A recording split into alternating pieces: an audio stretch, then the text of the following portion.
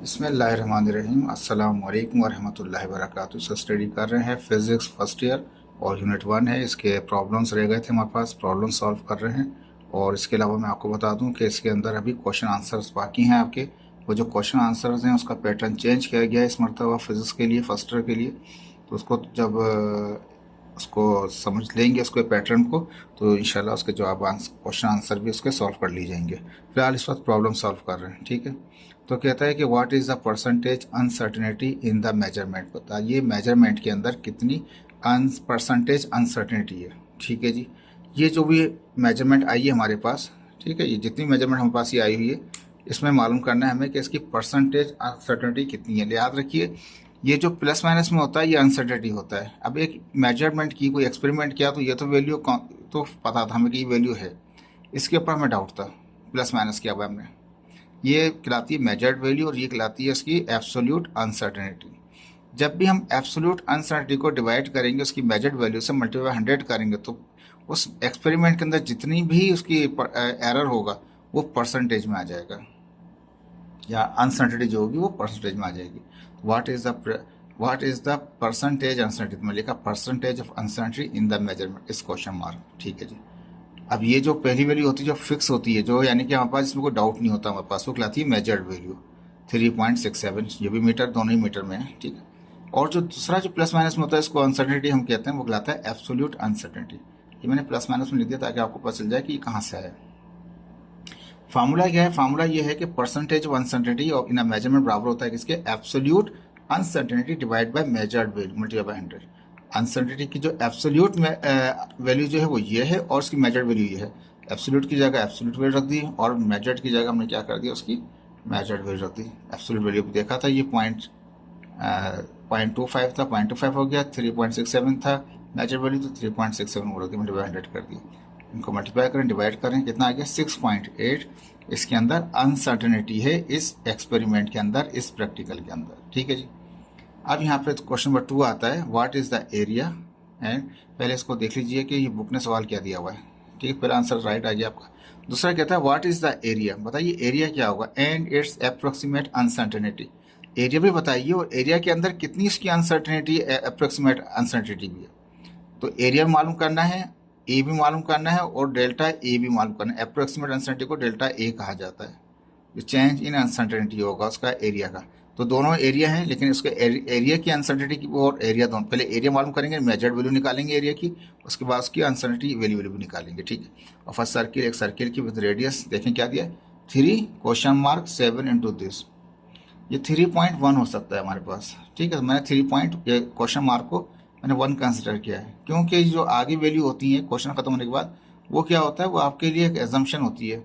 लेकिन एजम्पशन जो वैल्यू होगी उसकी, जो रेडियस का जो अप्रोक्सीमेट रेडियस होगा, जो रेडियस का जो एरर होगा या उसकी अनसर्टेनिटी होगी, याद रखें वो 7 नहीं हो सकती। वैल्यू 3 है, उसके अंदर इतना एरर हो जाए ऐसा नहीं हो सकता। तो 3.7 और उसके लिए मैं अलग से कंसिडर करूँगा, ठीक है। तो हमारा ये आंसर तो राइट आ जाएगा 3.1 कंसिडर करने पर। 3.7 कंसिडर करने पर ये तो आंसर आ जाएगा, लेकिन उसकी अनसर्टेनिटी में थोड़ा चेंजिंग आएगा क्योंकि वो मैंने एजम्पशन की हुई है वहाँ पे। तो what is the area, area मालूम कीजिए। तो area A is equal to question mark and it's approximate uncertainty. जो एरिया है उसकी ही अंदर ही उसकी कितनी अप्रोक्सीमेट अनसर्टेनिटी है, तो approximate uncertainty in area of a circle. किसी भी सर्किल का जो एरिया है उसकी कितनी अप्रोक्सीमेट अनसर्टेनिटी है।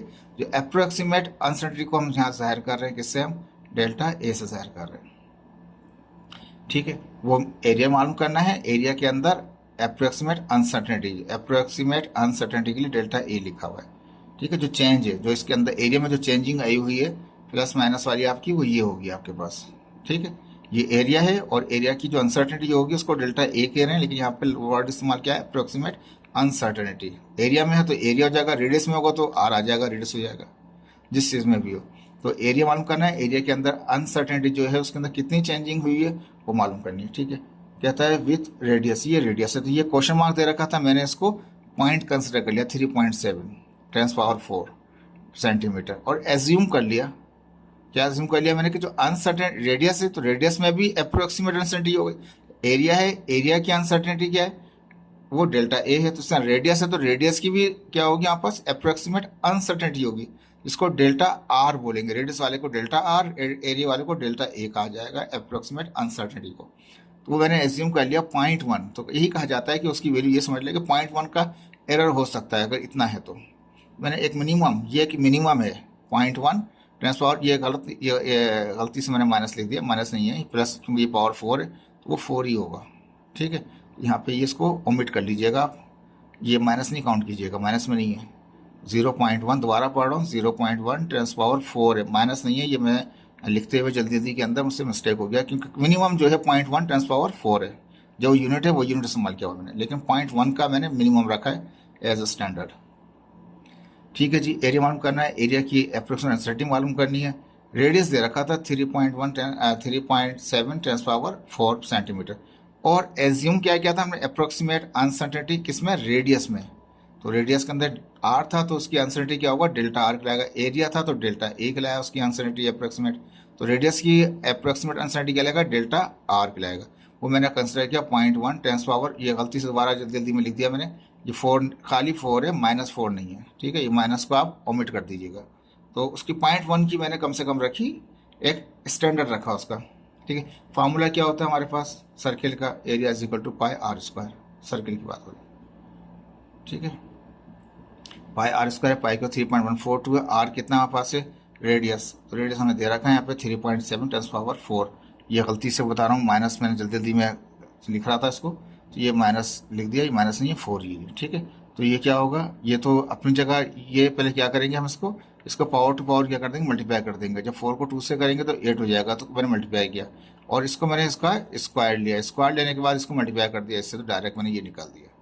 समझ में आ रही है बात, मैंने सॉल्व किया इस तरह से, डायरेक्ट जिस तरह से भी चाहे आप कर सकते हैं। मैंने इजी वे ये किया, इसको पावर टू पावर मल्टीप्लाई कर दिया, 4 2 8 कर दिया, ये माइनस नहीं है, सही है, ये गलती से आ गया, ये 8 है। ये जो था स्क्वायर, ये इस पर भी स्क्वायर होगा, 3.7 को 2 टाइम मल्टीप्लाई करें, उसके बाद जो आंसर है उसको मल्टीप्लाई करते हैं किससे, 3.142 से, तो तीनों को मल्टीप्लाई करके ये आएगा समथिंग आंसर।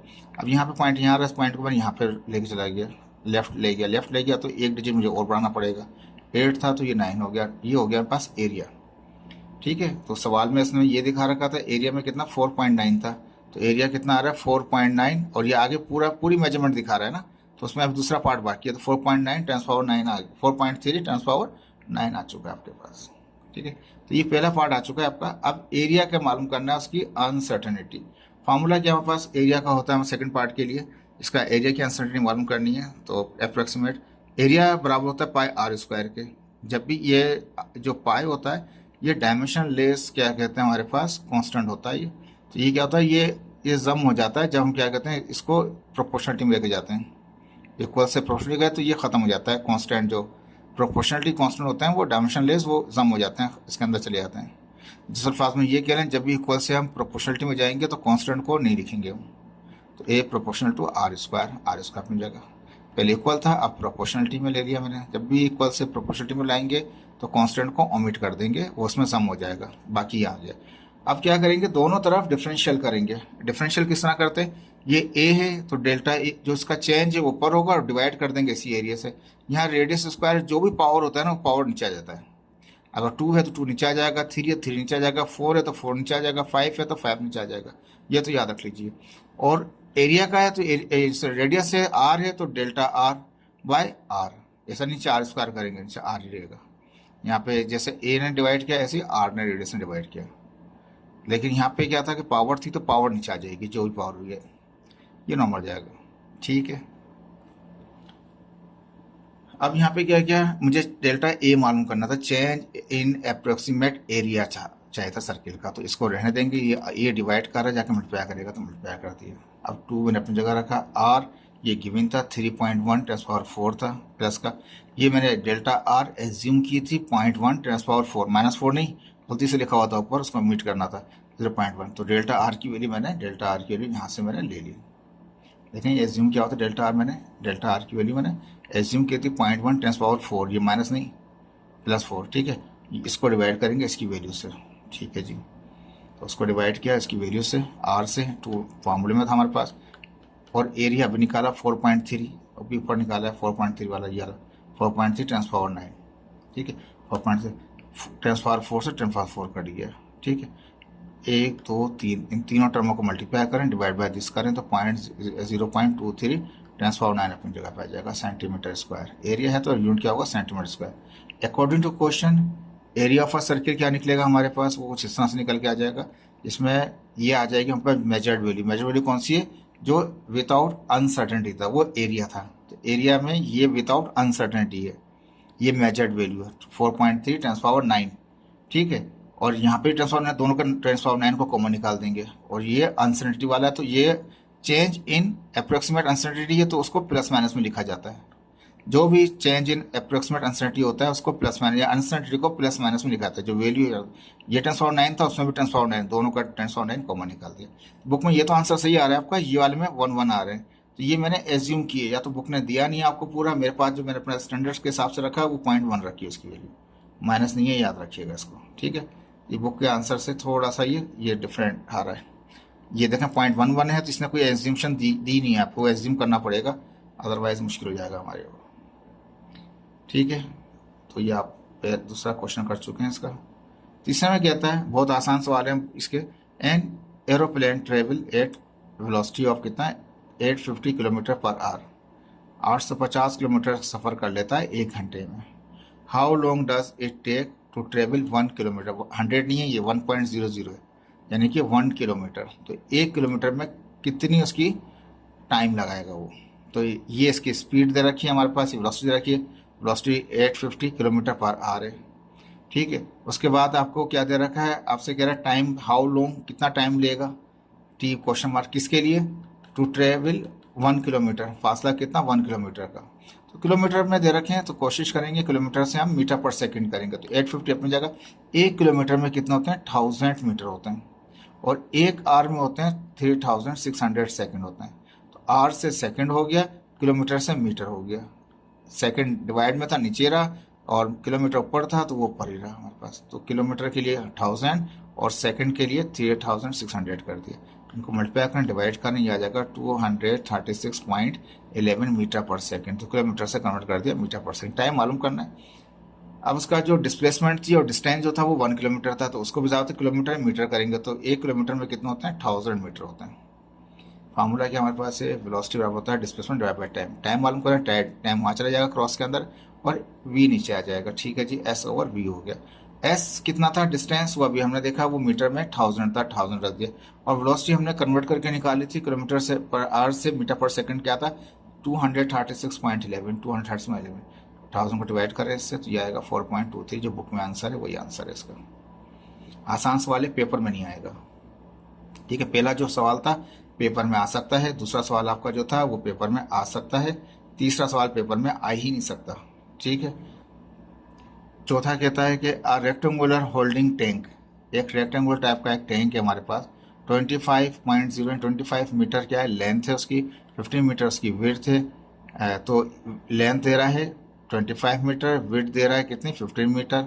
अब क्या कहता है, to store water for short period of time, छोटे से टाइम के लिए, पीरियड के टाइम के लिए पानी को स्टोर करना चाहते हैं, कहाँ पे, इन इंडस्ट्रियल प्लांट में, इंडस्ट्री के एरिया के अंदर, ठीक है। ये तो उस समय कोई गर्ज नहीं, हमें लेंथ मिल गई, विड्थ मिल गई, दो चीज़ें मिल गई। अब कहता है इफ़ 2980 क्यूबिक मीटर, यानी कि जो क्यूबिक मीटर होता है वो वॉल्यूम को शो करता है, अगर इतना यानी कि 2980 क्यूबिक मीटर जो वॉल्यूम है, यानी क्यूबिक मीटर इतना volume water is pumped into the tank. First क्या, उस टैंक में हम इतना पानी डालना चाहते हैं, डालें, तो कहता है कि what is the depth of the tank, यानी ये कैपेसिटी चाहते हैं। जैसे टैंकर मंगाते हैं पानी के लिए जी, इतने गैलन का है टैंकर, तो उसके इसी हिसाब से अपना लेंथ, विड्थ और डेप्थ डिसाइड करें कि कितना बड़ा टैंकर है, कितने बड़ा वो जो आपका वो टैंक वो आता है, क्या कहते हैं, जो पानी कैरियर होता है, वाटर कैरियर जो होता है, टैंकर, सॉरी, जो टैंकर आता है आपका, वो टैंकर जो है इतनी कैपेसिटी का टैंकर है, तो कितना बड़ा हमारा टैंक होना चाहिए, तो लेंथ, विड्थ, हाइट के हिसाब से ही हम उसकी कैपेसिटी बना सकते हैं यहाँ पे। तो इतना वॉल्यूम रखना चाहते हैं, तो वो इतना पानी रखना चाहते हैं, बताइए व्हाट इज द डेप्थ, कितनी गहराई करें, इतनी लेंथ है और इतनी उसकी क्या कहते हैं विड्थ है। Volume of a water capacity कितना था v, volume 2980 cube metre, depth I कितना है, कितनी डेप्थ रखें, जब लेंथ इतनी हो 25 मीटर बड़ा लंबा फासला है, और 15 मीटर ये भी एक लंबा फासला है, छोटा नहीं है, आम नॉर्मल घर का नहीं है ये, याद रख लीजिएगा। ये बड़े हैं ये हमारे पास, बहुत बड़े टैंक बनेगा इसका ये। और किस में बना रहा है, घर में नहीं बना रहा है, ये कहाँ बना रहा है, ये इंडस्ट्री में बना रहा है, तो इसलिए इतना बड़ी मेजरमेंट है। ऐसा नहीं घर के अंदर बच्चे शुरू हो जाएं अम्मी अब्बू को कि अब्बू अब जो टैंक बनेगा ना वो इस साइज़ का बनाएंगे हम। ऐसा नहीं कीजिएगा, पूरा घर का पूरा घर के नीचे पूरा टैंक ही टैंक होगा और कुछ भी नहीं होगा आपके ऊपर, सिर्फ वो बनेगा, फ्लोर बनेगा सिर्फ। तो ऐसा नहीं कीजिएगा, अपने जो टैंकर आते हैं उस टैंकर के हिसाब से उसकी कैपेसिटी का रखिएगा। तो खैर डेप्थ मालूम करनी है। वॉल्यूम का फार्मूला क्या है, लेंथ विड्थ हाइट या डेप्थ जो भी कह लें। वॉल्यूम दे रखा था, वॉल्यूम रख दिया, लेंथ दे रखी 25, विड्थ दे रखी थी, डेप्थ मालूम करनी, दोनों मल्टीप्लाई कर रहे हैं तो वहाँ जाके वो डी मालूम करना, तो दोनों मल्टीप्लाई करें जाकर डिवाइड करेंगे। ठीक है जी, पहला 2980 अपनी जगह पे, इन दोनों को मल्टीप्लाई कर दिया 375 हो गया। दोनों को डी को यहाँ लिखें उसको वहाँ लिखें कोई फ़र्क नहीं पड़ता। तो इनको डिवाइड करें तो कितना आएगा, 7.946 आया। तो मैंने ये राउंड किया, इसको 6 को ओमिट किया और एक ऐड कर दिया तो 7.95 हो गया। बुक में भी ये आंसर है आपके। देखिए ये घर का नहीं सोचिएगा कहीं मम्मी अब्बू को परेशान कर दें। तो ये वॉल्यूम जो निकालते हैं टैंक का आप निकाल सकते हैं, कितनी लेंथ होगी, कितनी विड्थ होगी, कितना हाइट होगी, बस जाएगा कितना पानी आ सकता है उसके अंदर।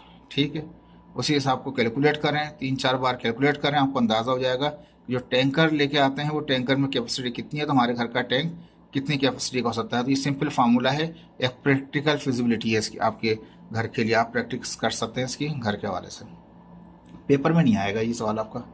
Find the volume of the rectangular underground water tank, फिर दोबारा टैंक की बात कर रहा है। वॉल्यूम मालूम करने कह रहा है कि वॉल्यूम मालूम कीजिए टैंक का, वाटर टैंक का है स्टोरेज फैसिलिटी जो स्टोरेज की कितनी है 1.9 मीटर, बाय का मतलब होता है मल्टीप्लाई, बाय 1.2 फिर मल्टीप्लाई 0.8, यानी कि ये लेंथ विड्थ हाइट। पहले वाला मैंने लेंथ कंसिडर किया, दूसरा वाला विड्थ कंसिडर किया, तीसरा वाला हाइट कंसिडर किया। वॉल्यूम मालूम करना है तो फार्मूला भी थोड़ी देर पहले किया आपने, लेंथ विथ हाइट को मल्टीप्लाई कर दें तो लेंथ विड्थ हाइट मल्टीप्लाई किया। बुक में भी आंसर ये, पेपर में नहीं आएगा आपका ये। ठीक है जी, जो इसको कह रहा हूँ पेपर के लिए उसकी प्रैक्टिस कीजिएगा, वो पेपर में आएंगे, आ सकते हैं सारे के सारे सवाल तो नहीं आएंगे, उनमें से कोई चूज करना होगा तो ले लेगा वो। क्वेश्चन नंबर 6 आ गया, 2 स्टूडेंट ड्राइव फॉलोइंग इक्वेशन। 2 बच्चे हैं, स्टूडेंट है, उन्होंने 2 इक्वेशन को क्या किया, ड्राइव किया है। ठीक है, इन विच एक्स को एज ए कंसिडर किया गया डिस्टेंस, वी को स्पीड और ए को एक्सीलरेशन, टी को उसका टाइम। ठीक है, और एक वी था वी नॉट था। तो सब्सक्रिप्ट जो ये था इसका quantity time, quantity at time t0, जब t0 था तब ये था वी नॉट था। ये फर्क के लिए चेंज किया रखा है। ठीक है, ये कहते 2 स्टूडेंट है, दोनों ने इक्वेशन ये ड्राइव किए, इनके पास जो ड्राइव करके उन्होंने निकाली इक्वेशन, यानी से फर्स्ट इक्वेशन मोशन होती है, दूसरी सेकंड होती है, थर्ड होती है, बच्चों ने ये निकाल रखी है। ठीक है जी, इन्होंने ड्राइव कर ली। अब करना क्या है, कहता है which of these could be possible to be correct according to dimensional check. अगर डायमेंशनल चेक से कौन सी वाली को आप बोलेंगे कौन सी वाली इक्वेशन सही है, बाजार देखने बोलेंगे जी ये तो पता नहीं फार्मूले किस तरह से किए, उसमें हाफ ए टी स्क्वायर आता है, ये तो हाफ ये 2 ऊपर भी आ रहा है नीचे भी नहीं आ रहा है, ये तो अजीब से ड्राइव कर रखा है। तो कौन सी इक्वेशन सही है कौन सी नहीं है, तो ये हमारी हेल्प करता है। डायमेंशनल चेक जो होता है वो बताता है कि कौन सी इक्वेशन में करेक्टनेस है या कौन सी वो इनकरेक्ट है। ठीक है, पहली क्वेश्चन ले लेंगे हम यहाँ पे। ठीक है जी, पहली क्वेश्चन ये थी X is equal to V T square 2at। ठीक है जी, apply dimension on both side. Distance को एल से डिस्टेंस मीटर एल में होता है, वेलोसिटी क्या है मीटर पर सेकंड, तो मीटर के लिए एल, सेकंड के लिए टाइम टी। टाइम क्या है, टी जो है सेकंड होता है, सेकंड के लिए टी होता है, तो टी स्क्वायर तो स्क्वायर हो गया, प्लस है तो प्लस, 2 है तो 2। ए मीटर पर सेकंड स्क्वायर, तो मीटर के लिए लेंथ एल और सेकंड के लिए सेकंड स्क्वायर है तो टी स्क्वायर हो गया। ए अपन जगह टी से स्क्वायर कट गया, इस पूरे टी से इसका स्क्वायर कट गया, 1 बच गया, यहाँ पे भी 1 बच गया। ठीक है, ये एल आ गया हमारे पास, यहाँ पे एल अपनी जगह पर, टी में से स्क्वायर कटा था, टी बाकी है, 1 टी आ गया, प्लस अपनी जगह पर 2 भी आ गया, एल भी आ गया। ठीक है, ये कट चुका था और ये पूरा कट चुका था, इसका स्क्वायर कटा था, 1 बचा था, जो ये 1 बचा था वो ये है हमारे पास। ठीक है, ये एल अपनी जगह पे एल टी है, ये नीचे था माइनस का तो ऊपर जाएगा, ए सॉरी नीचे प्लस का तो ऊपर जाएगा, तो ये माइनस का हो जाएगा। अब देखिए कि ये एल टी है और ये एल टी माइनस है, ये कभी भी ऐड नहीं हो सकते, सिंस हम जानते हैं it is impossible, it is not possible या इम्पॉसिबल जो भी बोलना चाहें, टू ऐड दिस क्वांटिटी को ऐड करना चाहें आप ये नहीं कर सकते। तो जब ऐड भी नहीं कर सकते और यहाँ पे टाइम का कोई कॉन्सेप्ट नहीं है, यहाँ पे टाइम आ रहा है कैंसिल भी नहीं कर रहा, तो ये इनकरेक्ट है। ये क्या लेफ्ट हैंड साइड बराबर नहीं आया राइट हैंड साइड। तो पहला बच्चा जो था जिसकी इक्वेशन ये वाली दे रखी थी वो तो इनकरेक्ट हो गई, बुक में भी इनकरेक्ट कहा गया उसको, ठीक है, हमने शो करके दिखाया। दूसरा बच्चे की इक्वेशन ये x is equal to v not t plus a t square, तो डायमेंशन अप्लाई कर देंगे, लेंथ एल हो जाएगा हमारे पास, ठीक है, इज इक्वल टू वेलोसिटी का मतलब क्या है मीटर पर सेकंड, मीटर का मतलब क्या लेंथ और second time T, dot dot करके मैं दिखा दिया कि इसके मल्टीप्लाई हो रहा है, ठीक है। टाइम का क्या टी होता है कैपिटल टी, प्लस अपनी जगह टू अपनी जगह a metre per second square, metre means length, second square means t square, फिर क्या है टी टाइम क्या है टी स्क्वायर, टी यानी टाइम टी था स्क्वायर था तो वो स्क्वायर यहाँ पे भी आ गया, ये पूरा टी से टी कट गया, ये पूरे टी स्क्वायर से टी स्क्वायर कट गया, एल अपनी जगह पे, यहाँ पे क्या बचा ये कट चुका है तो खाली एल बचेगा, प्लस अपनी जगह टू अपनी जगह, ये कैंसिल हो गया तो एल आ गया 2L। अब देखिए ये भी एल है ये भी एल है, यानी कि 2L और एक एल को जमा करेंगे 3L हो जाएगा हमारे पास। 3 जो है वो डायमेंशनल है, कॉन्स्टेंट है, तो वो उसको वैसे ओमिट कर देंगे अब, तो एल बराबर आ गया, एल के लेफ्ट हैंड साइड बराबर आ गई राइट हैंड साइड के, ठीक है, तो ये करेक्ट है। दूसरा स्टूडेंट सक्सेसफुल था, पहले वाले का तो रॉन्ग था आंसर, ठीक है जी। आगे चलते हैं, क्वेश्चन नंबर 7 है, ठीक है, ठीक है, क्वेश्चन नंबर 7 आ गया। 1 hectare is defined as 10⁴ metre square. अब 1 हेक्टर जो है इसकी वैल्यू कितनी है 10⁴ मीटर स्क्वायर है, ठीक है जी, यानी कि एरिया है। मीटर स्क्वायर का मतलब क्या होता है एरिया होता है ना। 1 एकड़ इज कितना 4 इंटू 10⁴ फीट स्क्वायर, वो मीटर में है ये फिट में है, फ़र्क आ गया, ये भी एरिया है स्क्वायर है तो वो भी एरिया में स्क्वायर है, यूनिट में डिफरेंस आ गया है, दोनों का यूनिट सेम होना बहुत ज़रूरी है, अदरवाइज भी हम कैलकुलेशन नहीं कर सकते सही। तो 1 हेक्टर दे रहा है और 1 एकड़ दे रहा है, how many acres are in 1 hectare, कहता है कितने सारे एकड़ आ जाएंगे 1 हेक्टर में, एक इतने मीटर 1 हेक्टर इतने मीटर बराबर है और 1 एकड़ इतने स्क्वायर फीट के बराबर है, ठीक। हिंट दे रहा है कि 1 मीटर में इतने 2.38 फिट होते हैं, इस हिंट को इस्तेमाल करेंगे हम। तो 1 हेक्टर कितना था 10⁴ मीटर स्क्वायर था, तो जाहिर बात है ये 10⁴ है तो इसको मैं सॉल्व कर लिया, ताकि और 4 है तो कितने 4 जीरो जाएंगे, 2 और 2 4 जीरो, मीटर स्क्वायर है तो मीटर स्क्वायर है। 1 एकड़ कितना है वो दे रखा था 4 × 10⁴ फीट स्क्वायर, तो 4 अपनी जगह पे, ये 10⁴ है तो 4 जीरो जाएंगे फीट स्क्वायर। अब ये क्या 10 पावर की वैल्यू हटा के मैंने एक नॉर्मल वैल्यूज रखती है यहाँ पे, लेकिन अभी भी देखें तो ये मीटर स्क्वायर है ये फीट स्क्वायर है, तो ये तो नहीं चलेगा सही, या तो इसको फिट कर लें या इसको मीटर कर लें आप, ठीक है। तो अब आपको पता है कि हम स्टैंडर्ड में पढ़ रहे हैं तो हम मीटर में इसको फिट को कन्वर्ट करेंगे हम किसमें मीटर के अंदर। हाउ मैनी एकड़ इन हेक्टर, कितने हेक्टर में कितने होंगे हमारे पास एकड़ होंगे, क्वेश्चन मार्क, ये हमारा मालूम करना है, ठीक है जी। 1 मीटर की दे रखा था 3.28 फिट के, गिवन क्या हमारे पास है, गिवन 1 मीटर इसके बराबर है, सॉल्व कर रहे हैं यहाँ से, या मैं इसको बोलूँ इसको वहाँ लिखूँ इसको यहाँ लिखूँ कोई फ़र्क नहीं पड़ता, ठीक है जी। अब ये 3.28 मल्टीप्लाई कर रहा है फिट को, तो यहाँ मल्टीप्लाई कर रहा है जाके 1 को डिवाइड करेगा, तो यहाँ क्या हो जाएगा 1 फिट, तो 1 फिट की वैल्यू क्या आएगी 1/3.28 मीटर हो जाएगी, ठीक है। अब ये जो वैल्यू आ गई है हमारे पास, ये फिट की वैल्यू अगर हम यहाँ पुट कर दें, स्क्वायर तो होल स्क्वायर कर देंगे 4 ब्रैकेट करके, और 1 फिट को हटा के फिट की जगह पे 1/3.28 रख दें मीटर, स्क्वायर होल स्क्वायर कर देंगे, तो ये कन्वर्ट हो जाएगा एकड़ किसमें मीटर के अंदर। तो यही करेंगे हम अकॉर्डिंग टू कंडीशन। 1 एकड़ में कितना 40,000 यानी 40000 फिट स्क्वायर है हमारे पास, ठीक है। तो ये फिट थे, तो फिट को चेंज किया हमने किसके अंदर, 1 फिट बराबर है 1/3.28 के, फिट की जगह फिट की वैल्यू रख दी 1/3.28, मीटर तो मीटर, स्क्वायर है तो स्क्वायर हो गया, ये स्क्वायर 1 पे आएगा तो 1 1 ही रहेगा, मीटर पे आएगा तो मीटर स्क्वायर जाएगा, नीचे 3.28 इसको 2 बार मल्टीप्लाई कर दें या उसका स्क्वायर कर लें, ठीक है। तो ये मैंने क्या किया 4000 अपनी जगह रहने दिया, 1 का स्क्वायर किया 1 रहेगा, मीटर का स्क्वायर किया मीटर स्क्वायर हो गया, 3.28 का स्क्वायर किया 10.75 आ गया, यानी कि 40,000 मल्टीप्लाई करें 1 से डिवाइड बाई दिस करें 3.72 10⁻³ मीटर स्क्वायर हो गया। ये तो 1 एकड़ आया। अभी सवाल पूरा नहीं हुआ हमारा, सवाल में था 1 हेक्टर में कितने एकड़ हैं, हाउ मैनी एकड़ इन 1 हेक्टर, तो हेक्टर ज़्यादा हैं एकड़ कम हैं, तो नंबर ऑफ एकड़ इन हेक्टर, जो ज़्यादा में से कम निकालने होते हैं तो बड़ी रकम को ऊपर रखना पड़ता है और छोटे वाले को नीचे रखना पड़ता है। एकड़ ज़्यादा होते हैं हेक्टर कम होते हैं, तो एकड़ को ऊपर रखेंगे हम, वो कितने हैं वो हमने सॉल्व किया अभी ऊपर, इसको मीटर में किया था यानी कि 10⁴ से, तो ये तकरीबन आ गया हमारे पास 10,000 आ गया हमारे पास,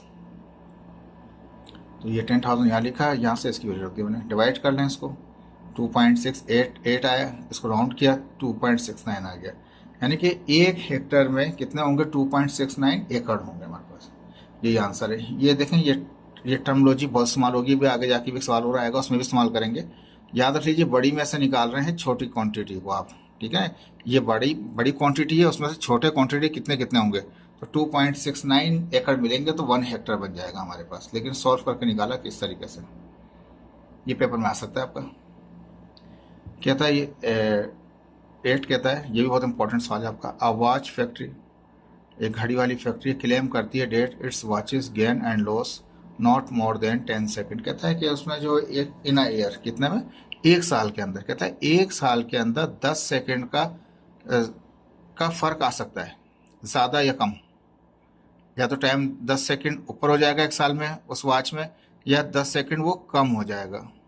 तो कहता है कि एक फैक्ट्री ने क्लेम किया कि उनकी जो मैन्युफैक्चरिंग वॉचेस हैं, 1 साल के अंदर 10 सेकेंड का उनमें क्या आता है, गेन लॉस आता है। गेन लॉस मतलब या तो उनकी 10 सेकेंड बढ़ जाएंगे, 10 सेकेंड कम हो जाएंगे। कहता है हाउ एक्यूरेट।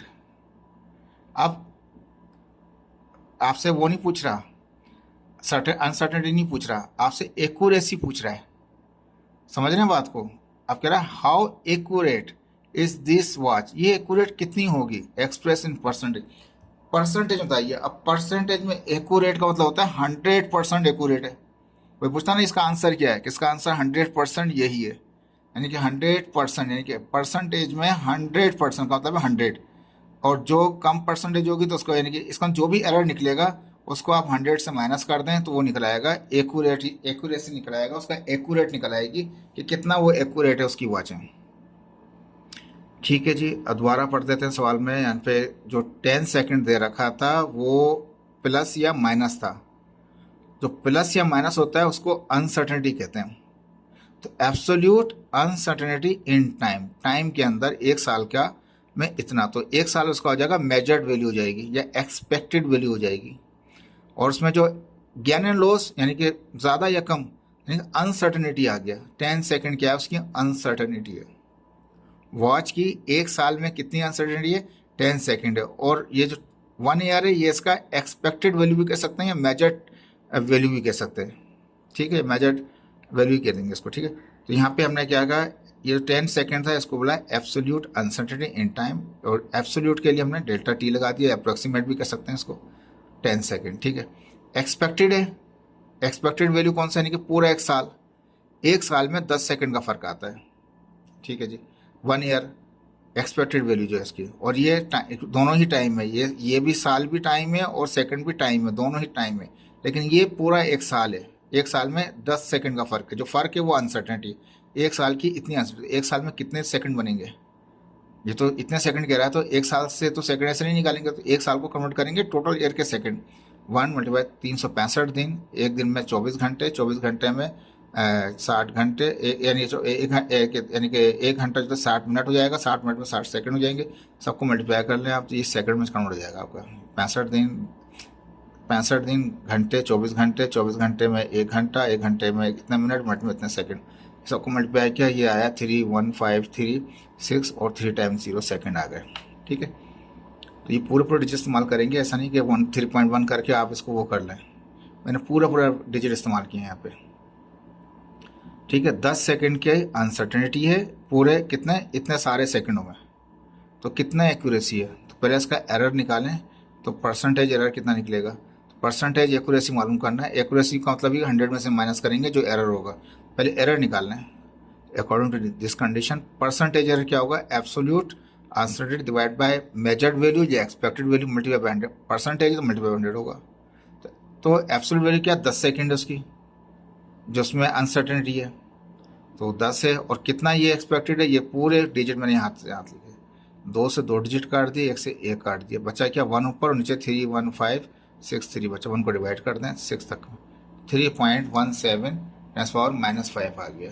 बुक ने आपकी ये आंसर दे रखा है, तो ये सवाल चेंज करना चाहिए था, उसका चाहता है कि कितना % एरर होगा। दिखाता हूँ आपको सवाल, उसमें ये दे रखा है 3.16 10⁻⁵%। वो एक्यूरेसी पूछ रहा है, एरर नहीं पूछ रहा। ठीक है, आंसर उसका यहाँ तक है, लेकिन वो सवाल पूरा नहीं होगा। ये तो परसेंटेज एरर कहलाता है। तो जो एरर निकला उसका, वो तो एक्यूरेसी पूछा है, according to question percentage accuracy in कितना 100% में, तो 100 में से माइनस कर दीजिए, एरर निकला है 100 अपनी जगह। एरर कितना निकला 3.17 × 5। इस तरह लिखा, मैंने इसको शो करके दिखा दिया, बच्चे समझेंगे तो नहीं कितना बड़ी रकम है। रकम बड़ी कोई छोटी, बहुत छोटी रकम है। इसको ले जाएं उस तरफ, 4 जीरो और ले आके फिर पॉइंट लेके आए, तो ये बराबर है इसके 0.00317 माइनस करना। 99.99% उसकी घड़ी जो है वो एक्यूरेट है। देखिए अगर 10 सेकंड का भी एरर है तब भी वो लोग कहेंगे नहीं हमारा तो घड़ी बिल्कुल सही है, कोई नहीं मानेगा इस बात को। लेकिन देखिए 99.99% वो एक्यूरेट है, 99.99% एक्यूरेट है। लेकिन फिर भी उसमें इतने परसेंट में भी 10 सेकंड का एरर हो गया एक साल में, एक साल में फ़र्क आ गया इतना। ये इंपॉर्टेंट सवाल था आपका। क्वेश्चन नंबर 9 ये भी इंपॉर्टेंट है, 10 आएगा वो भी इंपॉर्टेंट है आपका, ठीक है। क्वेश्चन नंबर 9 में कहता है diameter of a moon. Moon का जो डायमीटर है, डायमीटर बता दो आपको, एक सर्किल बनाते हैं, सर्किल के 2 पॉइंटों को जो टच करता है वो लाइन जो होती है और सेंटर से गुजरती है उसे डायमीटर कहते हैं।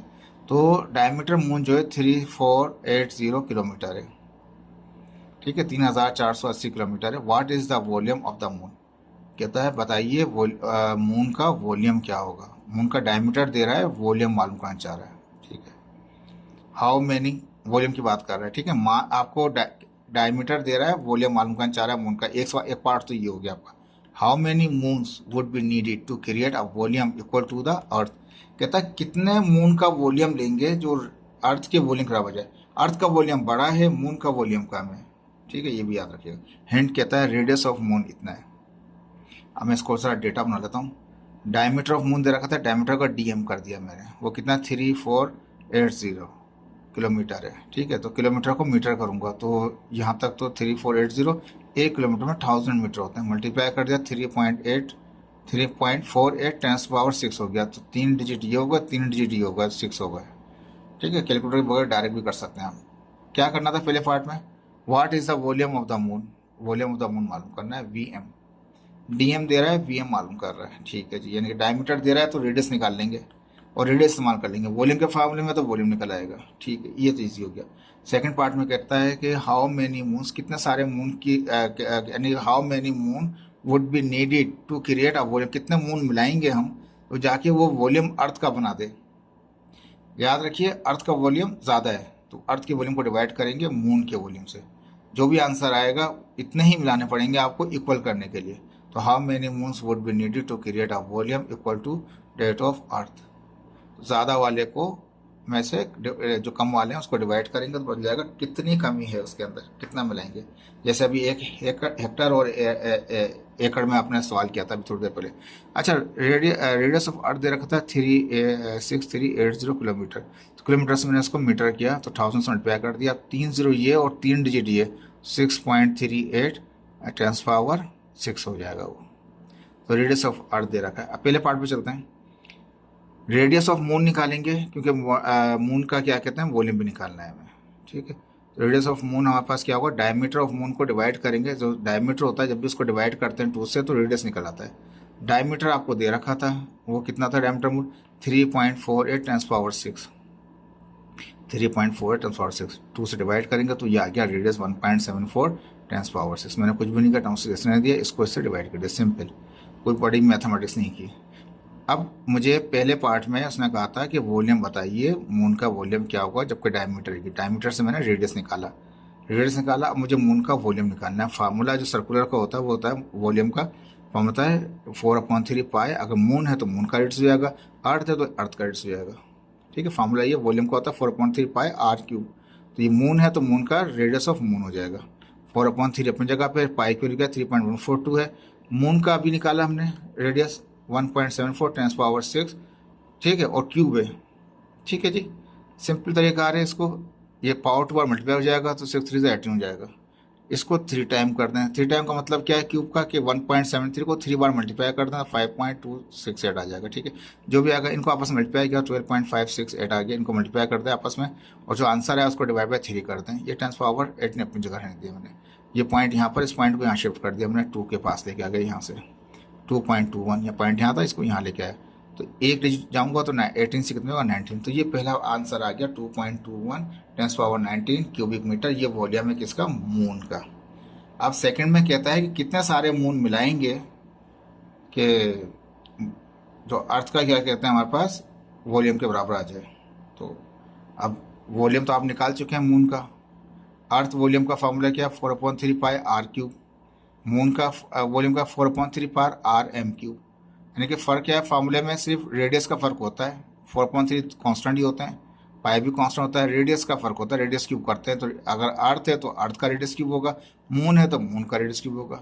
अभी फार्मूला इस्तेमाल किया था ना पीछे, कोई मून का क्या है हमारे पास 4/3 पाई आर रेडियस ऑफ मून। अब मैंने ये उसने पूछा था कितने सारे आप मून मिलाएंगे कि आपका वो एक अर्थ के वॉल्यूम के बराबर हो जाए। तो इतने सारे वॉल्यूम जो होगा मून का, उनको पहले अर्थ वाले को डिवाइड करेंगे मून वाले से। अभी इससे पहले सवाल क्या है आपको वहाँ पे ये किया था। तो वॉल्यूम ऑफ अर्थ क्या है 4/3 पाई आर ई क्यूब था, मून का क्या 4/3 पाई आर एम क्यूब है। ये मून का रेडियस है, वो अर्थ का है। 4/3 फॉर्म से कर दिया, फिर पाई से पाई कैंसिल हो गया, तो क्या हो गया आर ई क्यूब हो गया और क्या हो गया आर एम क्यूब हो गया। दोनों ही क्यूब के बच्चे, बाकी सब हट गए। अब यहाँ पे क्या किया R E earth radius of earth. अभी हमने इसको जो हिंट में दे रखा था पर रेडियस ऑफ अर्थ, ये गिवन में था हमारे पास, हिंट में दे रखा था, वो 6.38 टेंस पावर 6 था। ठीक है, इसको क्यूब कर देंगे तो 6.38 टेंस पावर 6 क्यूब कर दिया। आर एम अपने निकाला था अभी ऊपर वहाँ पे, जो पहले रेडियस निकाला था, वॉल्यूम में रेडियस निकाला था 1.74 टेंस पावर 6 क्यूब था। ठीक है, दोनों पे ही क्यूब है, होल क्यूब कर लिया मैंने और दोनों को अंदर कर दिया, दोनों क्यूब ऊपर चला गया। एक टेंस पावर 1.638 6.38 को डिवाइड कर 1.74 से वो आएगा 3.66। क्यूब है तो क्यूब रह जाएगा। लेकिन थोड़ा सा टेक्निकली सॉल्व किया इसको, चाहे तो कैलकुलेटर से कर लें, मुश्किल नहीं है, एक स्टेप में आ जाएगा आपका। जब क्यूब करेंगे तो 49.02 आ जाएगा। यही आपका आंसर है बुक के अंदर।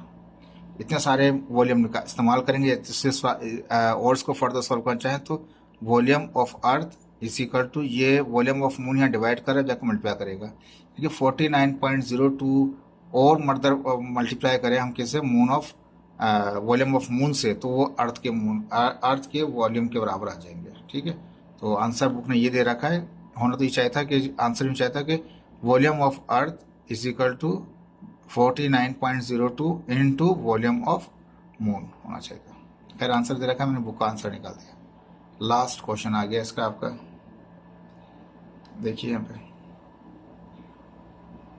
देखिए ये दोनों निकाल रखे थे आंसर, हमने भी वही निकाले। थोड़ा बहुत वेरिएशन में फर्क हो सकता है लेकिन आंसर वही है। देखिए अब यहाँ पर जरा वर्ड्स देखिएगा, कहता है a vernier and micrometer are shown under. एक वर्नियर कैलिपर का दिखा रहा है स्केल और एक माइक्रोमीटर का दिखा रहा है। ये टूटे हुए नहीं है, ये सॉल्व करने के लिए दिए आपको कि अब आप दिमाग लगाएं कि क्या होंगी। Observe their reading and write correctly, और सही लिखिए इनकी रीडिंग को जो भी आएंगी आपके पास। अब मैं इसको करता हूँ यहाँ पे, थोड़ा सा इसको फोकस करूँगा आपको ताकि आपको वर्नियर कैलिपर समझ में आए। देखें इसका मैंने एक शॉर्ट वीडियो बनाया था ताकि आपको अंदाज़ा हो जाए किस तरीके से। अब देखिए जी, ये तो है main scale reading vernier calliper की, और ये वर्नियर स्केल की रीडिंग है। ठीक है, और फ़र्क भी मैंने आपको लेक्चर में भी पढ़ाते भी बताया है, उस शॉर्ट वीडियो में बताया है, वहाँ भी देख सकते हैं, आपको समझ में आ जाएगा। अब देखिए ये 7 है, तो इसका मतलब यहाँ पे 6 होगा, 5 होगा, 4 होगा, ऐसे चलता रहेगा। 7 के बाद 8 9 ये इस तरफ से आगे बढ़ेगा हमारे पास। ठीक है ना, ये सेंटीमीटर, ऊपर लिखा हुआ भी सेंटीमीटर है, नीचे वाला क्या होता है वो मिलीमीटर में होता है हमारे पास। ठीक है, अब ये 7 है और ये 1 2 3 4 5। ठीक है ना, जैसे कि 1 2 3 4 5, तो ये 7.5 हो जाएगा यहाँ से। तो ये 1 2 3 4 5 सबके, इसके पीछे 6 था। ठीक है, 6.5 तो ये हो गया मैन स्केल में, पीछे रीडिंग 6 होगा ना, 6 के बाद 7 आएगा। तो यहाँ तक हमारा जो ये यहाँ पे जाके स्केल यहाँ से स्टार्ट कर रहा है ये। ठीक है ना, 0 इसका यहाँ पे आ गया। उसके बाद यहाँ तक हम मैन स्केल की रीडिंग लेंगे, उसके बाद यहाँ से हम वर्नियर स्केल की रीडिंग लेंगे। तो पीछे 6 है, 6.5 हो गया। ठीक है, 6.6 हो गया और 6.7 हो गया। उसके बाद 0 स्टार्ट हो रहा है इसका। ठीक है, इसका 0 6.7 के बाद। तो मैन स्केल में कितना आ गया 6.5 6.6 6.7, मैन स्केल 6.7 है। और अब ये लाइनें कहाँ जाके आपस में कोइंसाइड हो जाती हैं। देखें ये मैच नहीं हो रहा, ये फ़र्क है, ये कुछ कुछ लग रहा है, ये भी फ़र्क है, ये भी फ़र्क है, ये भी फ़र्क है, सब में फ़र्क है। देखें कहीं जाके मैच नहीं कर रहा, तो ये मैच नहीं कर रहा है, ये सारे मैच नहीं कर रहे, ये थोड़ा क्लोज लग रहा है मेरे को, इसलिए मैंने क्लोज जूम करके दिखाया आपको। 1 2 3, तो 3 आ रहा है हमारे पास 1 ईयर के अंदर। वो आ रहा था कितना 6, क्योंकि इससे पीछे 6 था, 6 के बाद ये आधा हो गया 6.5, 6.6, 6.7, 6.8, 6.9 और ये 7 हो जाता है इस तरह से। 6.5, 6.6, 6.7, 6.7 मैन है और 3 ये है, और लीनियर जो इसका जो 1 ईयर लिस्ट काउंट जो होगा वो 0.01 हो जाएगा। देखिए मैं इसको किस तरह सॉल्व किया, आप देखिएगा 1 ईयर कैलिपर को, 1 ईयर मेजरमेंट। ठीक है, तो रीडिंग किस तरह से होगी, मैन स्केल प्लस करेंगे 1 year scale multiply by least count. ठीक है जी, मैन स्केल मैंने आपको दिखाया 6.7 था, दोबारा दिखा देता हूँ 6.7। ये पीछे 6 था कहीं पे, 6.5, 6, 7, 8, 9, 10, तो 7 हो गया। 6.5, 6.6, 6.7, 6.7 के बाद 0 स्टार्ट हो रहा है, 6.7 मैंने मैन स्केल ले लिया। ठीक है जी, तो मैंने 6.7 मैन स्केल ले लिया, प्लस हो गया। 1 ईयर स्केल मैंने बताया जहाँ पे कॉन्साइड करते हैं नीचे वाले 1 ईयर स्केल के, नीचे वाली लाइनें जहाँ पे मिल जाती हैं, ये मैच नहीं कर रही, ये मैच कर रहा है, तो 1 2 3, 3 मैंने यहाँ से ले लिया, किसका 1 ईयर स्केल का 3 ले लिया। अब कौन सा लिस्ट काउंट, एक लिस्ट काउंट, अब 1 ईयर कैलिपर मैंने पहले भी पढ़ाया था आपको, उसके अंदर 0.1 का डिफरेंस होता है। ठीक है, तो 0.1 का लिस्ट काउंट जो होता है 0.1 होता है, तो सेंटीमीटर है तो उसको मिलीमीटर करेंगे तो 0.001 हो जाएगा हमारे पास, क्योंकि ये भी मिलीमीटर में होता है हमारे पास। ठीक है, इनको क्या किया हमने, इसको कन्वर्ट करके यहाँ पे लिख दिया मैंने इसको। ठीक है जी, अब इनको मल्टीप्लाई करेंगे आपस में, तो ये आ गया हमारे पास 6.03 सेंटीमीटर में हो गया। क्या करेंगे, दोनों को जमा कर लेंगे तो 6.73 आ गया हमारे पास। ठीक है, तो बराबर है ये सेंटीमीटर से मिलीमीटर का, मिलीमीटर सेंटीमीटर का, जिसे भी करना चाहें। हमने इसको काउंट कर लिया, 6.73 आ गया हमारे पास, ये रीडिंग आ गई इसकी। इसके बाद कहता है माइक्रोमीटर क्या है।